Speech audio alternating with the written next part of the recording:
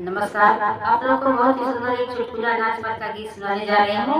आप लोग सुनिए, प्लीज सपोर्ट करिए हमारे चैनल श्रद्धा बाकियन और हीरो गीत के।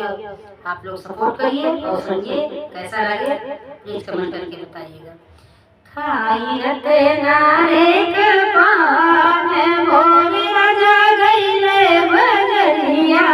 खाई रते नारे के पान भोले राजा गईले बजरिया। सास के लाए चुनरी ननद के लाए पियरी। सास के लाए चुनरी ननद के लाए पियरी। मोर जिया जरी बड़ी जाए कि हम कावैया वैनु गरिया। मोर जिया जरी बड़ी जाए कि हम कावैया वैनु गरिया। खाई रते नारे का पान मोर राजा गईले बजरिया।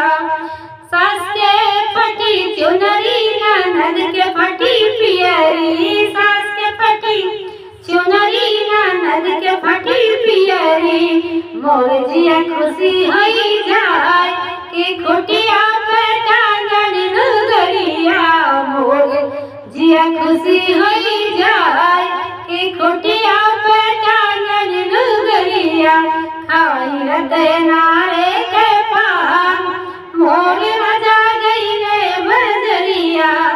सास के लाए गेहूं ननद के लाए चावल। सास के लाए गेहूं ननद के लाए चावल। मोर जिया जरी बड़ी जाए कि हम कावैया बजरिया। मोर जिया जरी बड़ी जाए कि हम कावैया बजरिया।